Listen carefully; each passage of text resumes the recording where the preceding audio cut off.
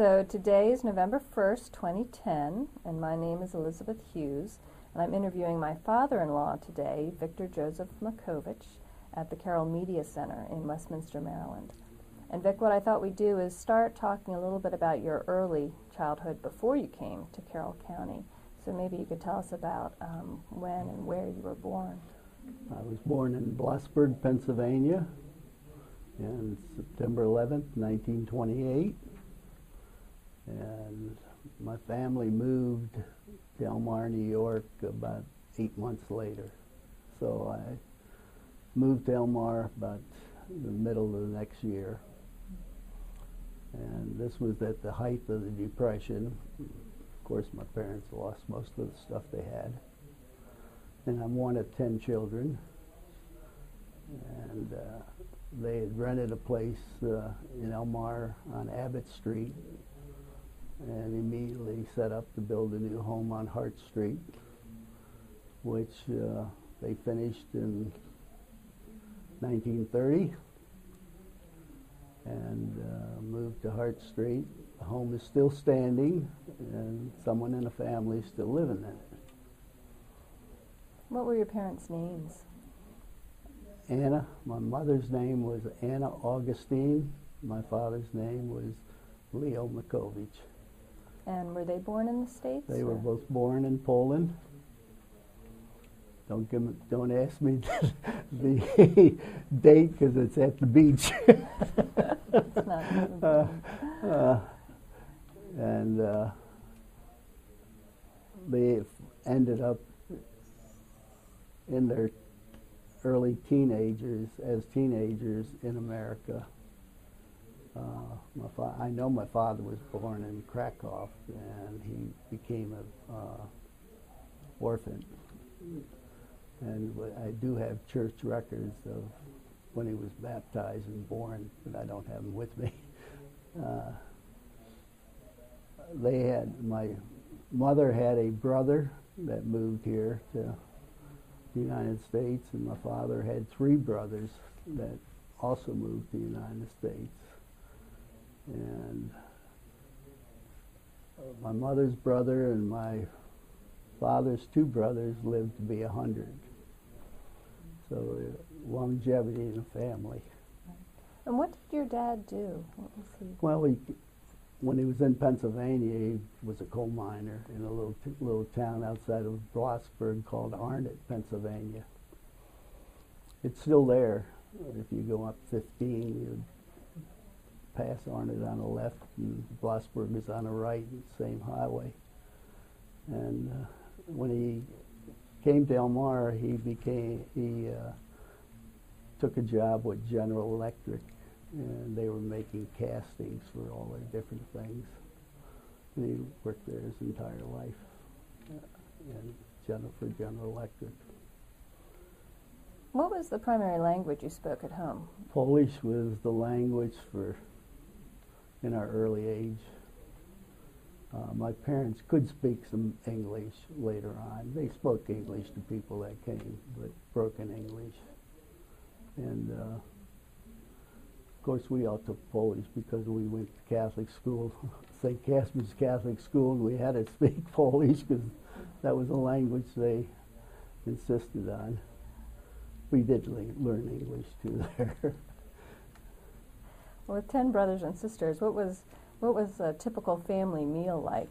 Must have been by the time I was old enough, a number of them were already married and moved away, but the family dinners were usually staggered some because some of them worked days, some of them worked evenings, and some of them worked nights. So Mom always provided food that could be heated over, and plenty of food, because whatever was left over we used the next day for lunch.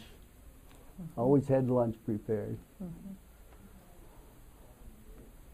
Were there any sort of traditional meals that you would have on special occasions that your mom would Well, fix, being in the Polish area and a Polak,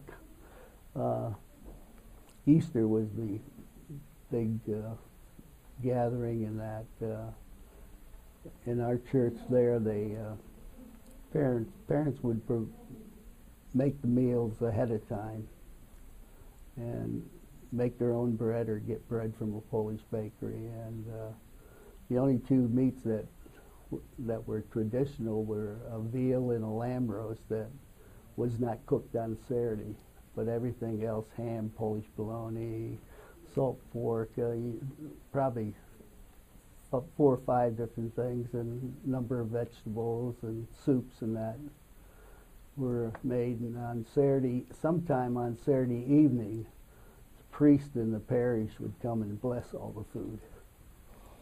And the tradition was you went to church the next morning and come back and had your breakfast, and then my mother would cook the veal and the lamb together, and that would be our dinner.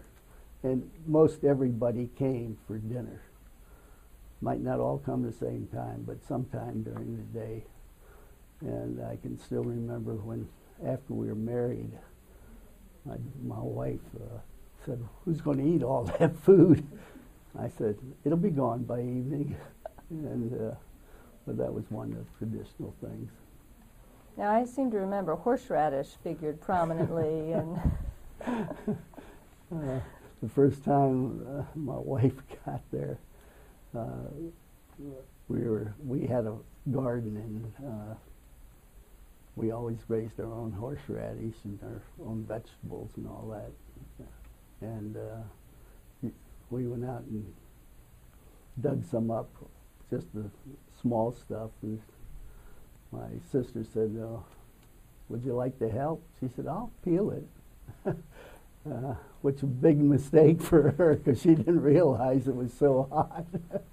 But she survived. We still like horseradish, but that was a tradition on Easter that you have horseradish with everything. Now, growing up, what were the sorts of things you liked to do for fun as a kid? Well, we had a lot of, where we lived, where we built a home was on the really near the outskirts of Elmar. It was close to the cemetery, by the way, where Mark Twain is buried. In fact, you can see the cemetery from our front yard. And we had plenty of fields to play in because it wasn't built up back then, 30s. And we had a streetcar that ended up right near the cemetery, so we had ways to get down through town or around town or to school if you wanted to waste that kind of money. But we had nice creeks to fish in. We had big places to play basketball, baseball, football. We had a reservoir that was a city reservoir, which eventually would go to the filter plant and be filtered, but we swam there. And we had Harris Hill at that time was the gliding capital of the United States. And gliders are still made in big flats right outside of town. And they don't have the big air shows there like they used to, but that was a couple weeks in the summer every year. So we had places to go. In the wintertime, that became a ski slope, but I didn't ski, but they had a toboggan run. We all had toboggans. They had a toboggan run that was in a chute, so you couldn't get out of it. You just flew down and they had a tow rope to pull you back up. So that was one of the things we did then. Who were some of your buddies when you were growing up as a kid? Well, most of them were the athletes that I played with, but there were a few in touch with a couple of them still today. One of them was a policeman by the name of Klugo. We used to go fishing a lot since my sister and husband had a cottage at Cuca Lake. We used to go to Cuca Lake fishing for trout. And my wife went fishing there once and caught a big 36-inch trout. I have a picture of it at home. No, she didn't catch it. we happened to arrive there just as they were coming in from fishing. I took the picture of it. So, you know, it was interesting. Did you have any family chores that you had to Chores, do? we always had chores. We had, of course, we had the garden we always did, which we had to take care of. We had a chicken coop where we raised chickens, and we had earlier on I decided I wanted to raise rabbits, so we had a rabbit pen. We used to have anywhere from half dozen to a dozen rabbits. And we did have a beagle dog. My older brothers always hunted, but I never did. I didn't have time to hunt. I was more interested in the sports and hunt. I did trap some. I did trap rabbits in the wintertime. But outside of that, Did you eat the rabbits? Or oh yes, yeah, we used them for food. yeah. We always had eggs and chicken and rabbits and that when we were growing up. And later on, my one brother that went to college ahead of me but didn't stay, he decided he wanted to go into business. He worked for, back then it was A&P, he was manager of the meat department of A&P there, and one of my jobs was on Saturday to go down and clean out all the cases on a Saturday after evening. Took about 4 or 5 hours to do it, but it was a job. Then later on he had his own store, neighborhood store, right around the corner from us during the war, beginning of the war. So we had plenty of food and plenty of stuff that you had to have ration coupons for. So we had plenty of the food that parents could bake and that. What was it like surviving the wartime? It wasn't bad for us because we could get the stuff. Mm-hmm. We always had been able to get it. In fact, when I was in college, I used to work for him in the summertime. I used to go in, work on the weekends for him, learned how to cut meat. Back then, you had the whole carcass. You'd get a whole half, and you cut it up as the people wanted it. Same way with the pigs and veal, everything. They came fresh. I learned how to slug them and put them on the butcher block and cut them. That's why I did all the grocery shopping when we got married. I could tell the difference between good meat and bad meat. So you talked about spending a lot of your time playing sports. Why don't you tell us a little about your early sporting career? Well, it just so happens that in Elmar, all the elementary church schools that were church related had their own school, and most of them had a gym in them. Most of them had a baseball field and a football field, and in fact ours had 3 bowling alleys and a gym that would seat 500 people. It's still there. And we also had 3 pool tables in there where the bowling alleys were, because it was a community affair, and spent a lot of time there and learned how to play basketball there, learned how to play football because we had regular leagues with the others.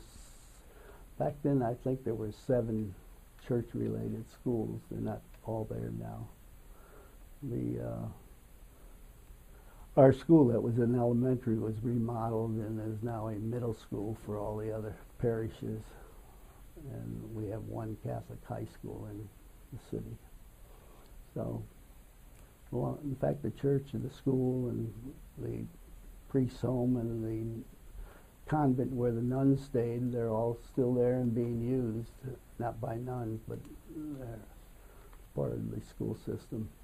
And The area they had was probably 2 blocks by 2 blocks. They had a big open space area.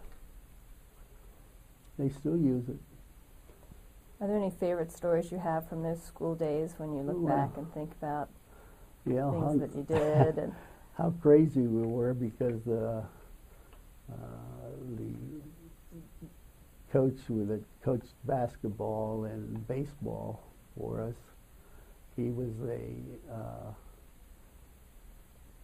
officer at the reformatory, which is a prison, and he used to take us up there to play in front of the prisoners, and would take us up there to the boxing matches and that.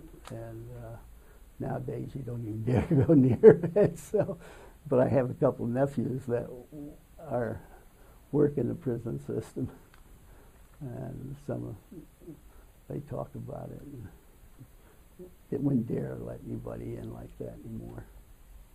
Were there any particular teachers or coaches who really played an important role for you? Oh, in yeah, that in elementary school, yes. This gentleman, Mr. Rosinski, and all our teachers in the elementary school were nuns at that time.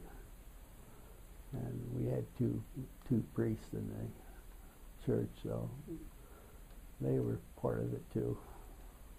And right next to our area was the Polish Eagles Hall, which is a national hall, but they have a branch of it right next to the playground now. It's still there too, and they have bingo and that there now. And some of my sisters still go there. So what brought you to Carroll County? Oh, short story. Now, have to go back to history first. I wasn't a great student, not like my kids, but I graduated actually from high school in 1947, but I didn't take all the major courses that I really needed to get into college. And my football coach in high school said I ought to stay and go to postgraduate school there. Back then you could do it if you're under 19. And I went back and took a chemistry course and a science course, and I repeated an English course, and I took typing, and did good in them. And when in high school in New York, you had 2 diplomas. One was a Regents diploma, which I didn't pass all the courses, so I didn't get a Regents diploma. And in order to get in college, I needed a couple of these other courses, so I took them, which benefited me because I could play football and basketball and all that. And when the coach Impasciato, who was a Western Maryland College graduate, my high school coach, tried to get me in that first year, they had already given out their allotments of scholarships to the veterans and people that were there, and most of them all were veterans.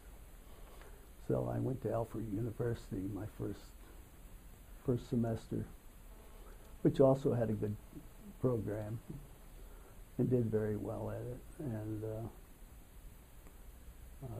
coach down here, Mr. Havens, called me and said I could come in January. So I left Alfred, even though I did well, and got a varsity letter in football my first year. So I moved down middle of the year, just in time for spring practice, really, because at that time we had spring practice the first week of March, whether it's snowing or not. We had practice for 3 weeks at that time. So that was my introduction to Western Maryland, and happened to room that first year with another transfer from Clemson who came up to Western Maryland, and I lived with him for the first semester. Then from there on, it's been a great day. What was your first impression coming from New York to Carroll County, from where you were? Well, really it wasn't that much change except for the transportation to get here. And because Elmira wasn't a huge town, it was a manufacturing town, really, built along the Chemung River, which eventually flows into the Chesapeake Bay as it goes down through Pennsylvania and to Susquehanna and then down. But the outskirts of Elmira were like any place else, farmland. In fact, back then we used to walk up to a farm to get our milk right from the farmer, and eggs. So no different than living here. And the only difference was that the veterans made it a little more interesting because they wanted you to go to Baltimore all the time with them. And we couldn't afford to go to Baltimore with them at that time. But very, very interesting. How was Western Maryland College? It must have been a very different campus at that time. It wasn't as big. It was the same size campus, but the buildings weren't there. In fact, I think about 3 or 4 of the buildings have been torn down and replaced. We had the center core of it still there. One of the gyms are still there, but they built a bigger one right next to it and kept the old one. And we also had a third gym. The original gym at the college was a Gill, I think it was Gill Gym, the first one, which was an ROTC building when I went to college. And we used to, all men that weren't in the military back then, unless you were a conscientious objector, had to take the first 2 years of military because it was a land-grant college. It still is a land-grant college, but they don't have to take military if they don't want to. But we had to take 2 years of military back then. And if you were accepted into the advanced course, you eventually got your commission in the Army. So you were in school with a lot of veterans from World War II, then, it would have been? They were veterans from World War II and from the Korea War II. So that must have made for an interesting experience for a young man. They were big. The football players were big compared to me. And they had, Western Maryland at that time had built a area for veterans, which were supposed to be torn down about 20, 25 years ago. They're still in existence. Not the college sold them, but a number of these people lived in the veterans buildings, which were not the greatest, but we had good times in them. What were some of the good times that you had? What were some of the things that you did in college that were fun? Study. Yeah. What else? Studied all the time. You had to study. The biggest surprise I had, though, is Western Maryland, you had to do 2 things. One, you were required to take a language, which I hadn't had. And I did struggle through Spanish, which helped. And you had to take religion. You had to take a religion course, general religion, whether you're Catholic, Methodist, or whatever it is. You had to take a religion course. And you had to attend church services on Sunday night. You had 3 cuts, just like you would in a regular class. Back then you had three cuts. 4th one you could be out or be grounded somewhere. And The services were at 7 o'clock on Sunday night, so everybody had to be back on campus by 7 o'clock at night, because back then it was church-related school yet, until they start taking money from federal government, and they had to stop it. But that was after we graduated from college. And one of my jobs for my scholarship was I was the head usher or counter or whatever you want to call it. I picked up the books. We had about 8 people that took attendance, and I used to pick up the books. And one weekend, someone must have marked 2 people present that weren't absent, and they didn't show up to school till on Wednesday. And the dean of women was very strict. She wanted to fry me, but the dean of men liked me, so we got through that fiasco. Who were some of the folks that you lived with in college? Well, outside that first gentleman, the next 2 years, I lived with Henry Norman, who was from Syracuse, and his older brothers that were in the service had gone to Western Maryland and graduated ahead of him. And he living in Syracuse, and since his brothers were older than that, and he eventually had a car, so I had transportation. I didn't own a car back then, and he would pick me up on the way through Elmar, on the way down, and take me home, going home. We used to go home. We didn't go home that often. We went home for Thanksgiving some, but most of the time we had other sports we were playing. Christmas and spring break, we never had Easter off unless we just took the weekend and left. But we used to get home about 3 times a year. That's it. The rest of the time we were on campus. There's very few people back then had cars.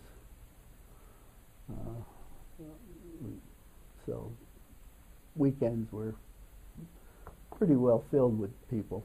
We had places to go, and we used to do a lot of things at Frock's, Sunnybrook Farm, when it was back then. It's not in existence anymore, but they had a big swimming pool, and they had a huge dining hall, and then they had about 4 other buildings that were big enough for parties and all that, and they all had fireplaces in them. And college kids, we used to rent them and have our own parties there.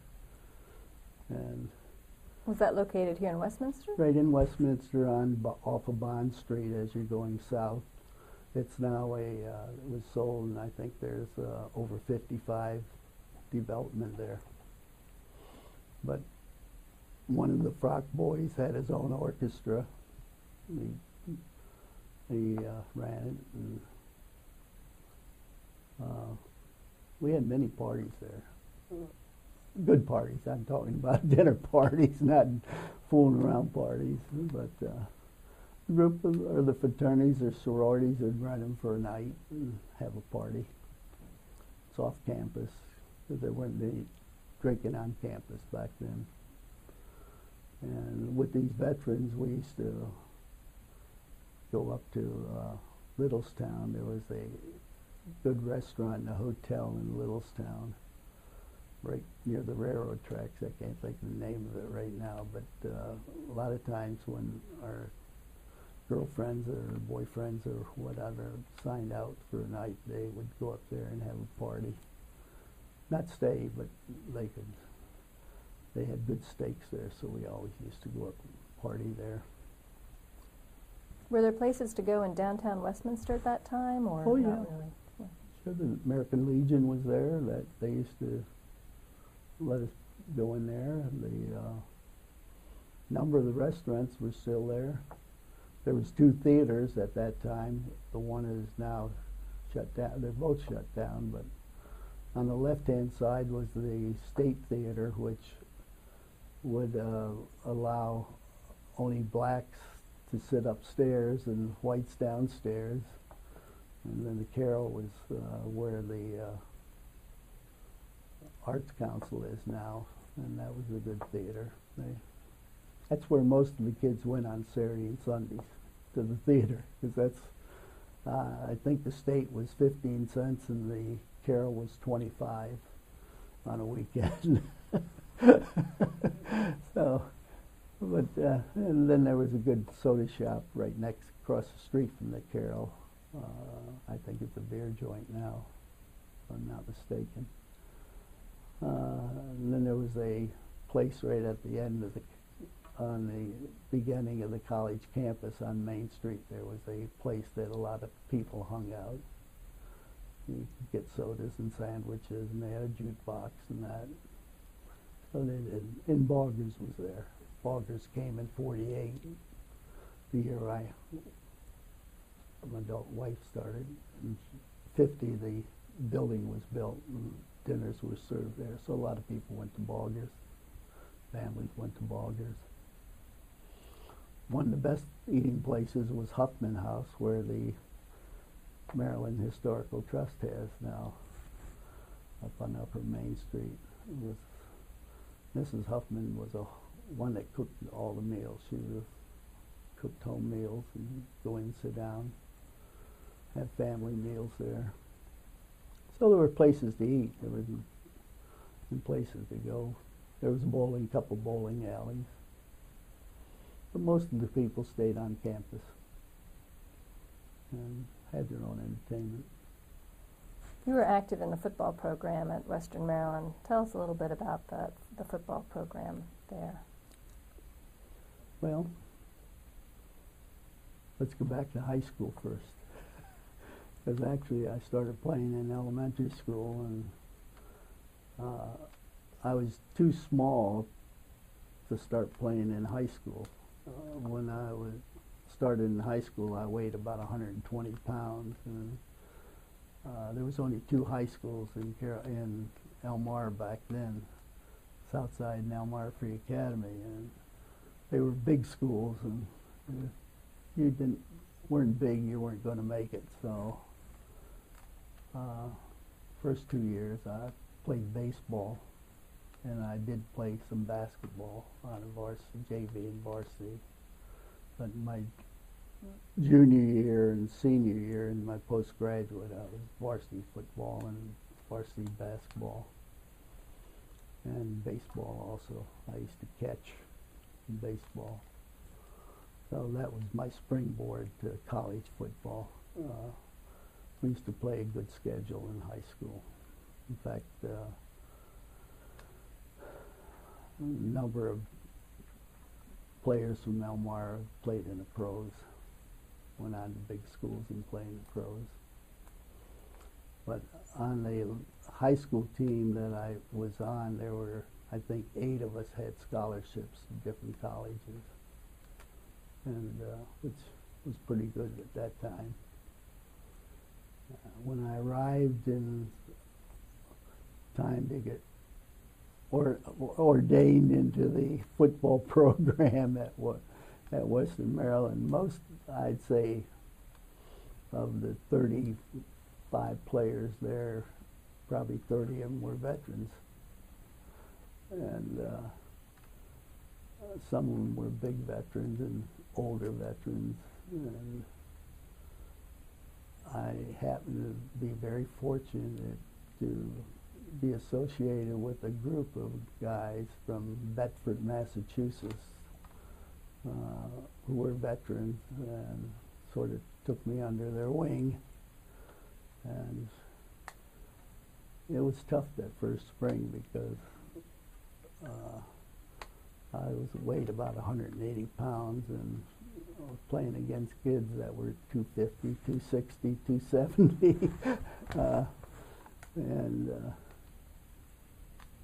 But I was fast enough, so I made out okay. And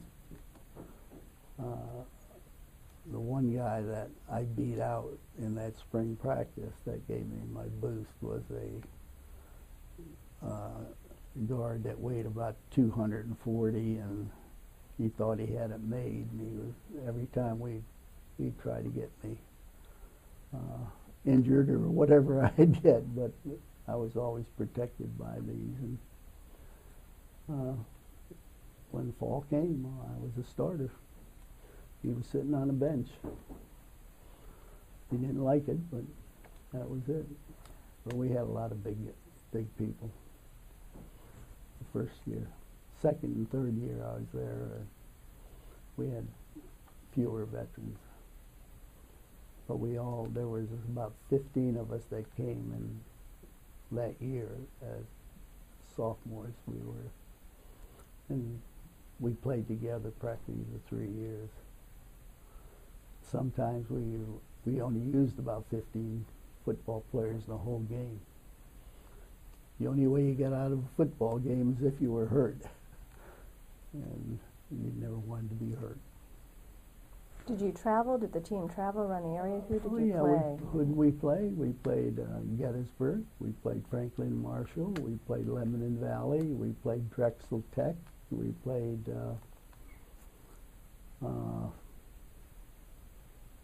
Penn and what's the name of the school in Philadelphia? Penn Military. We played Hopkins. We played Washington College. We played Mount St. Mary's had football at that time. We played Hampton Sydney.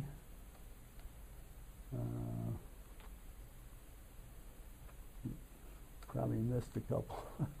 But no, we traveled. Anytime we went to Virginia or down south, we spent the night. Or when we went up to Pennsylvania, Philadelphia area, we spent the night. We used to travel.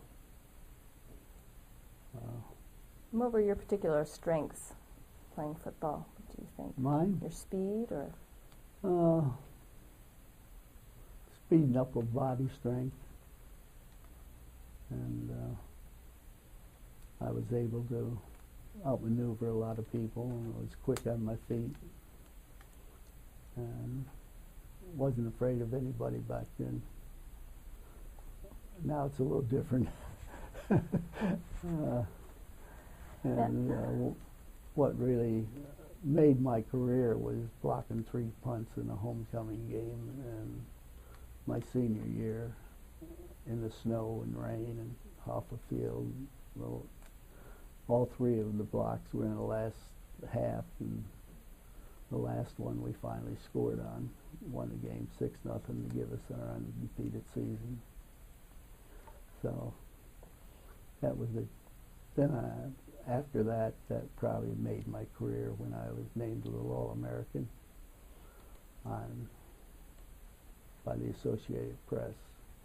And back then there was only 2 All-American teams, large school All-American and a small school All-American. And I made the first team, little All-American on the small schools. Now some of those small schools now, back then I think on literature I have, Florida State was considered a small school. Now it's probably one of the top 10 in the National Collegiate, and Penn State was in there. There were a lot of schools that are now big-time football schools, but back then were considered small schools. So it was interesting. And after football, then I've been inducted into Polish Hall of Fame, the Elmore Hall of Fame, Southern Tier Hall of Fame in New York, Western Maryland Hall of Fame, Carroll County Hall of Fame. These all came from mostly my athletic ability.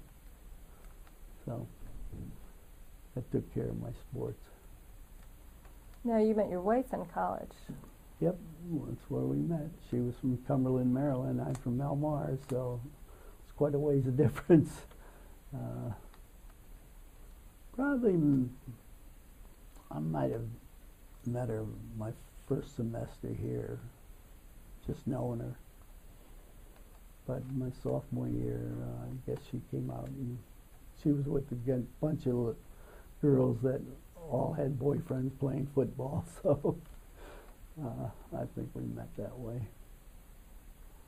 And we dated most of the time as a group, went to parties as a group. We didn't have a car. Of course, one of our friends always had a car, Mr. Merritt, who kept us, after we got married and that, and we were in each other's weddings, took us on all the trips we wanted to go with his company until he died this year. So, but most of the football players and their girls, we were in each other's weddings. So we've been in touch with practically all of them ever since. A lot of them have died, though. It's shrinking. But we didn't get married then, you know. Right from school, I went to service, and she became a teacher and was teaching in Montgomery County when I got back. Then we got back together again. Got married. So when did you go into the military? Right after college, 1952. Went to Fort Benning, and then after basic training in Fort Benning and officers school, was assigned to Indiantown Gap, Pennsylvania, in a training corps company, and used to love that march up the mountains every night with the trainees and standing reveille and taps and all the other things. I did get a break there when before they closed. They closed Indiantown Gap about the same time I was on my way to Korea. And before that, a colonel that I knew sent me to the Armed Forces PT school at Fort Bragg, North Carolina. And I was there 2 months learning all the different games and PT stuff that everybody did. And it was people from all over the world, not just us. It was one of these big camps. And that was another story, too, because we used to get up and start at 6 o'clock in the morning, to 2, because it was during the early summer months, May and June, April, May and June. It got hot in North Carolina. And a group of us thought we'd go to Myrtle Beach over the Memorial Day holiday, which we did. We all got sunburned. And we come back, and we all thought we were going to be able to go to sick bay. The good head instructor said, "Yes, you've got sick bay. You got a sweatshirt, a pair of sweatpants, and a hat. You'll be on duty, same as ever." No one told you to go to Myrtle Beach. So we suffered for about 2 weeks till the blisters wore off. We had to do all the different games and run. It was interesting, because everyone that went to Myrtle Beach that weekend, we were in sweatshirts when everybody else was in T-shirts and shorts. So, but there was no such thing as sunburn. When did you go overseas? Overseas, it was in 1953. And I happened to be on one of the last airplane flights they were taking to Korea, and I spent about 3 weeks in San Francisco at a base, and we used to check the roster every morning, see if our plane was leaving. If we didn't leave, we went to San Francisco for the day. And we finally got to Japan and went to CBR school in Japan at the Hiroshima, where Hiroshima bomb hit. And they had a school there that we took 2 weeks of chemical warfare there. And then eventually ended up in Korea with the 25th Division, which was online at that time. And after getting up on line and being there, I got transferred into the military police. And that same year, my younger brother, who was in the military police, came to Korea and was at Busan, at the prison down at Busan. And we were up at Seoul. And anytime we had prisoners to take to Busan, the colonel would elect me to take the plane down, which was nice because I could get down and back in one day, but he always gave me 3 days to go down and back. So I was able to visit with my brother there. My older brother, John, was in Korea with the push into North Korea when Truman called him out. So a number of my brothers were in the Second World War and Korea War. What are your strongest memories from your time in the military?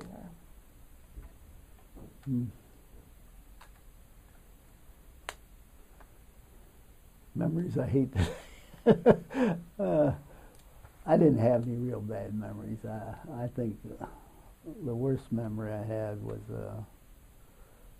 we had a group of 3 people that got blown up in the trench, and I was the youngest one there, so I was elected to gather up all their belongings, do that, and pack them and notify their parents that stuff was coming, because they were all pieces.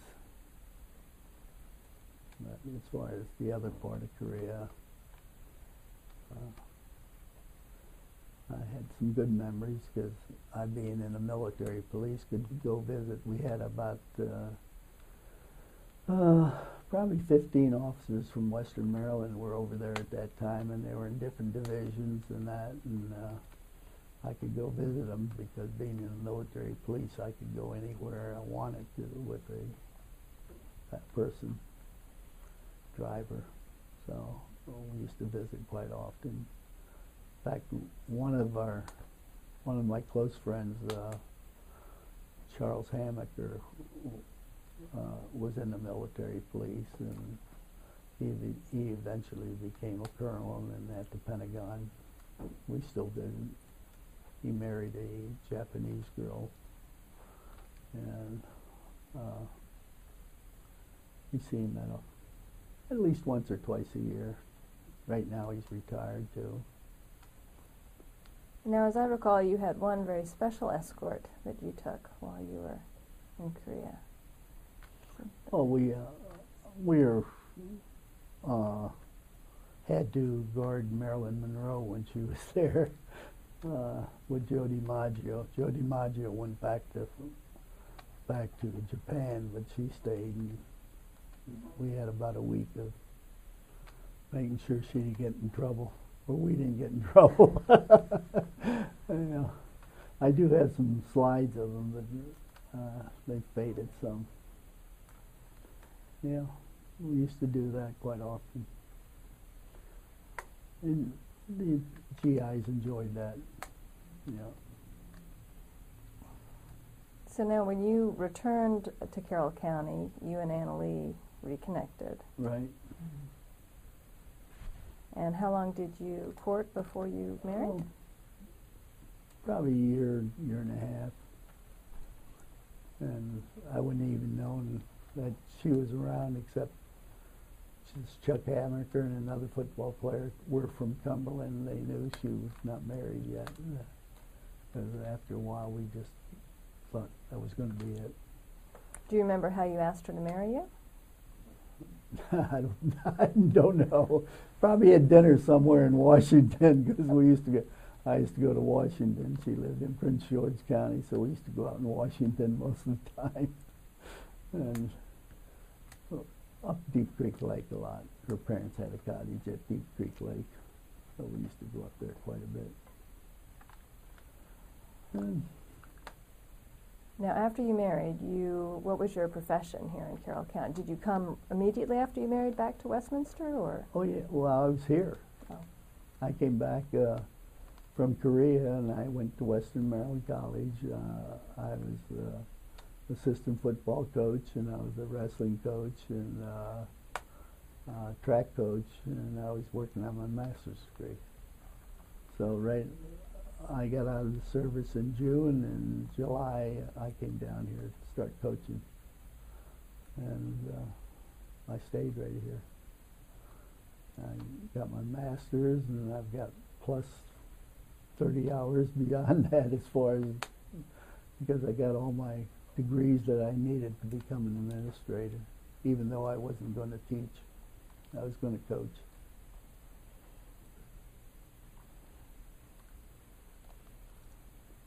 What was it like being a teacher here in Carroll County? Did you back then? Yeah. Well, not wanting to be a teacher, Mr. Jennis, who was a superintendent, needed a teacher at 20town. He was firing someone about that time, and teachers were hard to get. And so he fell back on his buddy Charlie Havens and tried to convince me to go to work for him and still do what I was doing at the college. And after about 3 weeks of negotiation, I finally said okay. And it was a hard year because the teacher that I was replacing immediately taught 10th grade biology, 7th grade math, social studies, and I forget what the other course. There were 4 courses, and they were all different. And so I was able to keep ahead of the kids by then. And then I'd leave the last period of the day and go back to Western Maryland, coach. And then I had the intramural program at night. I had to be there for the intramural program, but I had a little tiny apartment above the gym. There was a bedroom and a shower room there, and that's where I lived free. It was free, so I was always there. They could always get a hold of me. And the 2 years I was up there before we got married, I lived there. And I ate in the training room with the other athletes. That was part of my deal too. And then when Charlie finally left Western Maryland, there was an opening at the high school, so Mr. Jennis asked me if I wanted to go to the high school, which I accepted. And I coached with Herb Ruby at the high school for 3 years. And there was 2 openings came up. One was for supervisor of phys ed, which Mr. Ruby took, and the one was for vice principal at the junior high, where my wife was teaching at that time, because she immediately took a job up here when we got married, and she was at the junior high teaching, and pregnant with our first child when I got the opportunity to become vice principal at the junior high. And 2 years later, Sam Jennis was retiring, and Dr. Thomas became assistant superintendent under him, and Mr. Jennis asked me if I would like to become principal at Westminster Junior High. So it was a quick up the ladder move. In fact, it was the year that the World's Fair was in New York, and the NCAA convention was in New York, or the academic convention was in New York, and being the head of the Teachers Association, I was going to it anyway. So I was appointed the day before, went to the conference in New York, went to the World's Fair, and came back the next week, and they put it in the newspaper. I had a few friends that didn't like me for a while because they all thought they should have the job, but I was at the right place at the right time. What were the students like that you taught, or the families that were at your school? Very fortunate in that too, because we did have a lot of poor kids, but we had a lot of real good kids too. That parents lived down in the countryside and were professors at the college, and that worked at the college. So we had both ends of it. On the whole, not much trouble. They were well behaved, most of them. You had some farm family kids who were... Oh, we had plenty of farm family kids. Oh, farm families. We had not too many blacks at that time. And most of them, I knew their parents because they worked for the college. So I didn't have any problems with them either. Their parents knew me. Were some of the, I think before you told me about some of the farm families that the kids were out working in the morning before coming to school. Oh yeah, They had a lot of them had chores in the morning. Some come from homes that didn't even have doors and windows on them. And I can remember visiting with Miss Herb Ruby, who was at that time also personnel person, because they had duplicate jobs, and we'd go out, and a couple of them were living in old chicken houses and under all kinds of conditions. But the kids weren't bad. It was the parents. Yeah.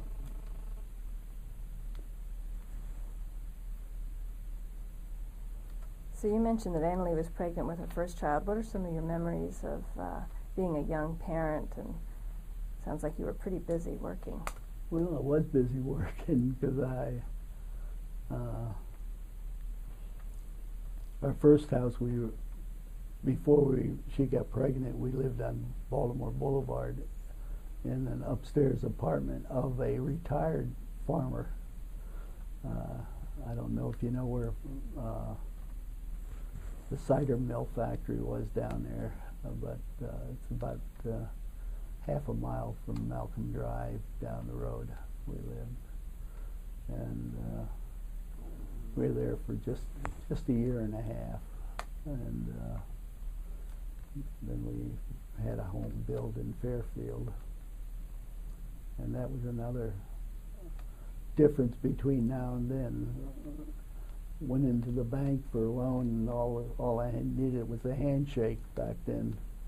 We had our loan because we were both teachers, and they know we're going to stay here.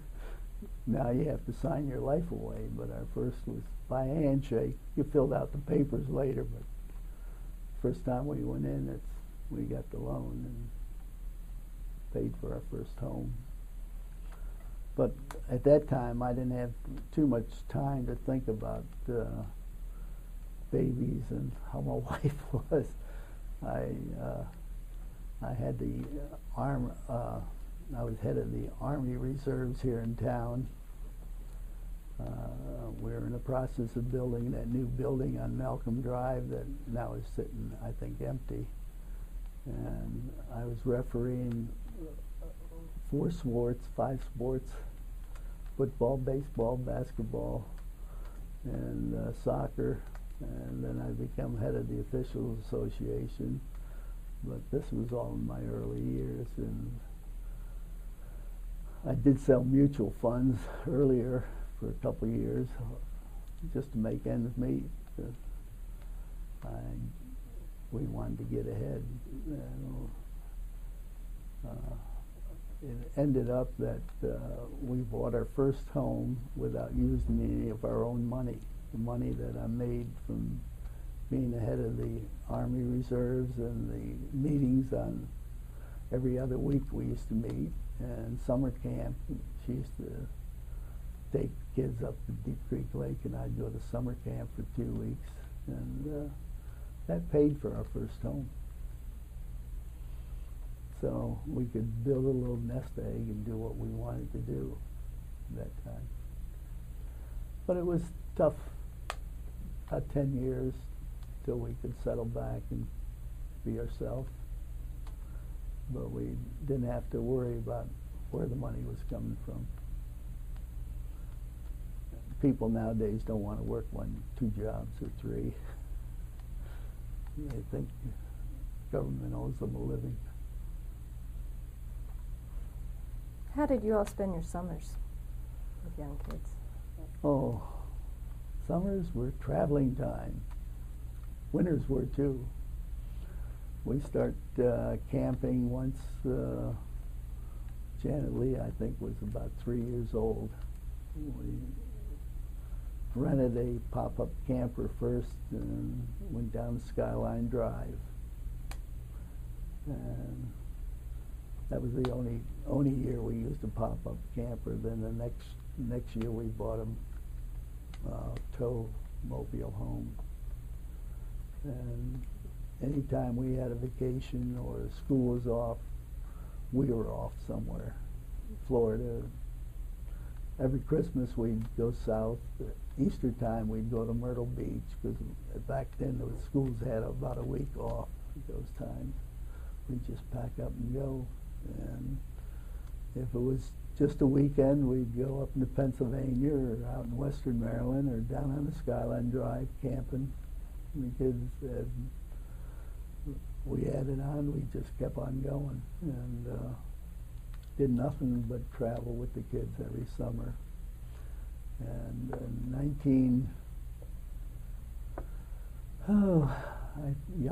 youngest girl, Elizabeth, was in the 6th grade.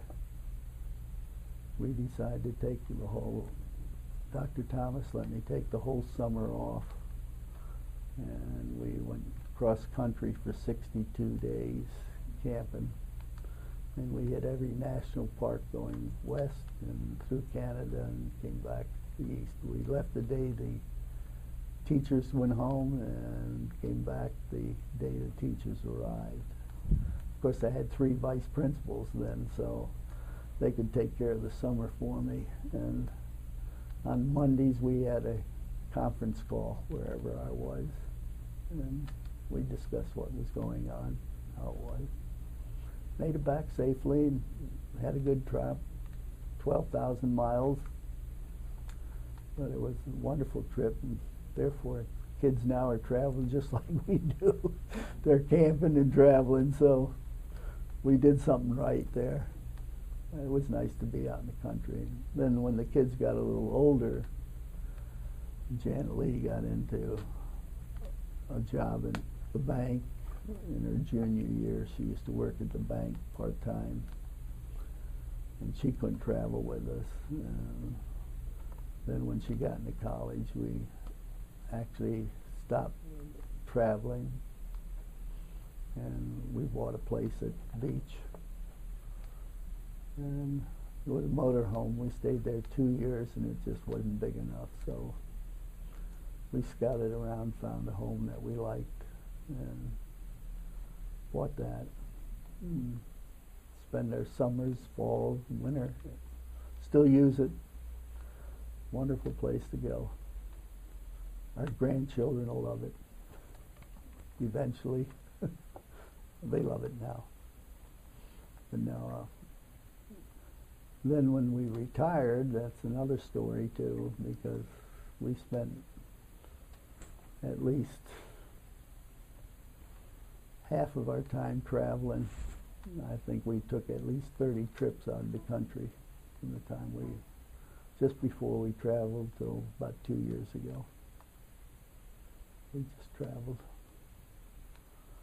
seen the world, and we have seen most of it. 2 favorite trips were to Antarctica and to China.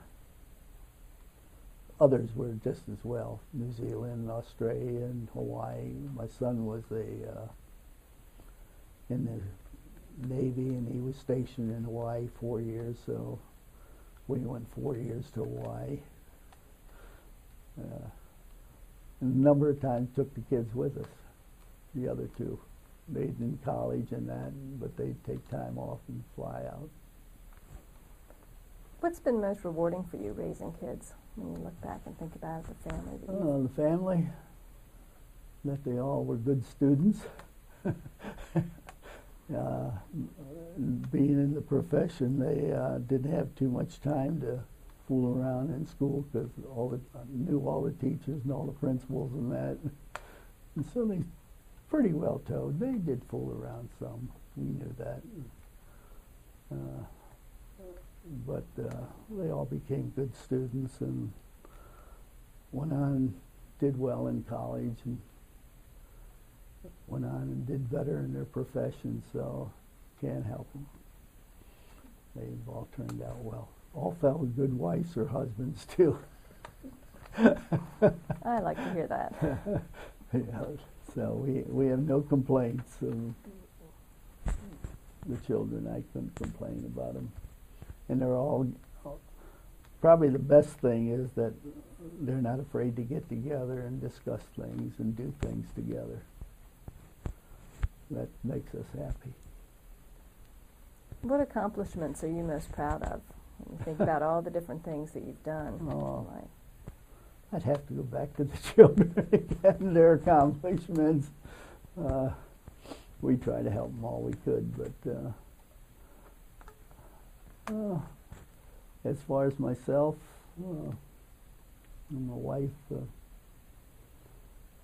I think I'd like to be remembered as one who would try to help anybody that I could. And in school, I let teachers do whatever they could and not bother with the little trifle things. And I had no problems with teachers. And children still come up and speak to me, and they're not afraid to talk about it. Even though some were bad, they still come up and thank me. As far as one bad incident in school, right after we moved into our new house, we had a dance in the junior high, and they also had a dance at the high school. And it was in the middle of winter, probably January or February, and some kids tried to get into our dance from the high school, and the policy was no outsiders at either school. And maybe 8 kids decided to go down and get some eggs at High's in the shopping mall, and went out to our house and heaved a few, all of them at the house. And my wife happened to be home with the kids, and 2 of the cars sped out, and the other one tried to back out and backed into the snow bank. And she called and gave me the license number, and I called the state police, and we both met before the guy could get out of the snow bank. And all he's doing is driving around, so. And the cop saw someone flying up the street, and so he took off after him and then came back, and he said, "What do you want to do?" I said, "I want him to tell us in 30 seconds who the other people were that were here, or I will have him arrested right now. I have charges against him. He can take the full blame." Of course, he gave us the names and that completely, and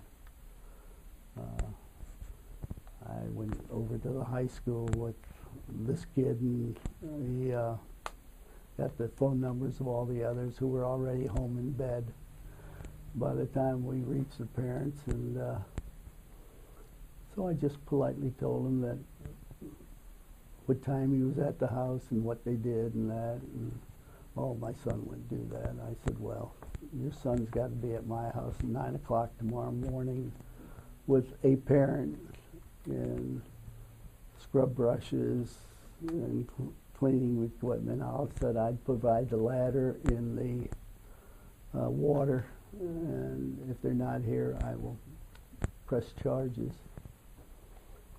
And they all showed up next morning. A couple of the parents didn't, but they had reasons why not. And they cleaned it. About that time, the Carroll County paper came along and wanted to take pictures of our house. And I told them I'd have them, I'd press charges. This is private property. And the editor wrote a letter to the editor about the nice, clean fun that these kids were having, and you're going to arrest them. And when that article came out on a Monday, on Tuesday I was in his office, and he was busy with a group of business people, and the secretary wasn't going to let me in, and I said, I'm going in, period. If he thinks it's clean fun, I'll give him some clean fun.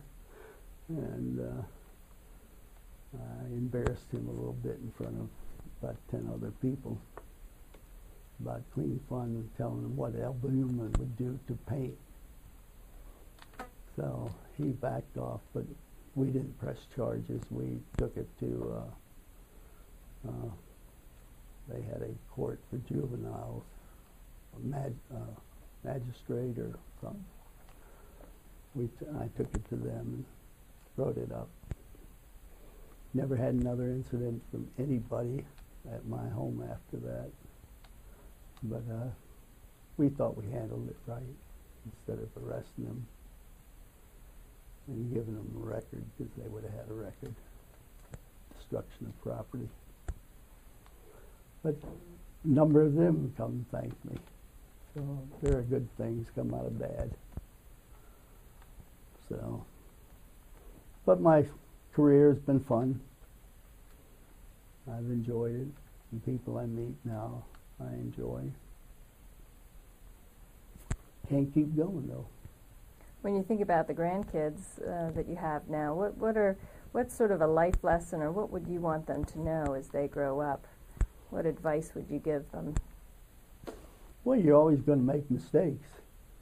There's no one that doesn't make mistakes, and you get in trouble from time to time. No one's an angel. So you got to remember, you got to help admit some of the mistakes, and just keep on going. There'll be a lot of times you'll be turned down.